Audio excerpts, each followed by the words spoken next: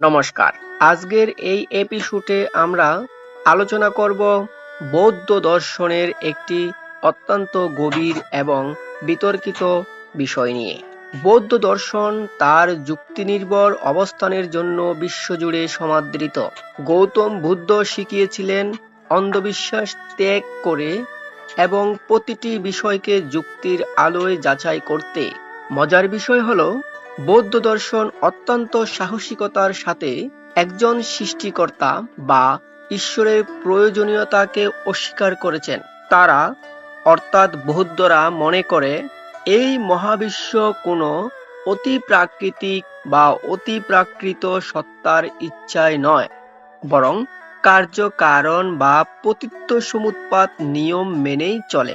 যেখানে ঈশ্বর তত্ত্বের মতো বিশাল একটি ধারণাকে তারা যুক্তির কাঠগড়ায় দাঁড় করিয়ে খারিজ করে দিল, সেখানেই জন্ম নেয় এক বড় প্রশ্ন। প্রশ্নটি হলো, যে দর্শন ঈশ্বরকে অস্বীকার করার মতো যুক্তি ও সাহস দেখায়, সেই একই দর্শন কেন পুনর্জন্মের মতো একটি অলৌকিক এবং প্রমাণাতীত ধারণাকে আঁকড়ে ধরে আছে? পুনর্জন্ম কি অন্ধবিশ্বাস নয়?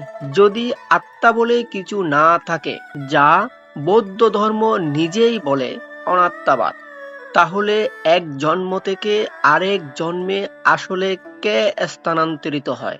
যেখানে ঈশ্বর বা স্রষ্টার অস্তিত্বকে প্রমাণের অভাবে বাদ দেওয়া হয়েছে, সেখানে পুনর্জন্মের মতো একটি ধারণা, তা কেন যুক্তির বাইরে থেকে গেল? বুদ্ধ অর্থাৎ গৌতম বুদ্ধই বলেছিলেন, কোনো কিছু বিশ্বাস করো না, শুধু আমি বলেছি বলেই। অথচ আজকের বৌদ্ধ দর্শনে পুনর্জন্মকে অনেকটা আপ্তবাক্য হিসেবে মেনে নেওয়া হয়।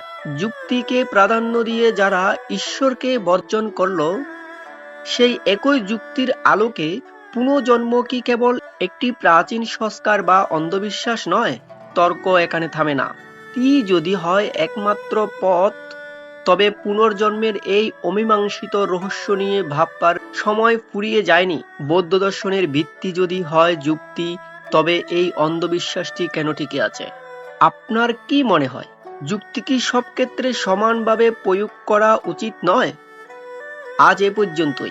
সম্পূর্ণ এপিসোড শোনার জন্য সবাইকে ধন্যবাদ। দেখা হবে অন্য কোনো এপিসোডে। সবাই সুস্থ থাকুন, ভালো থাকুন।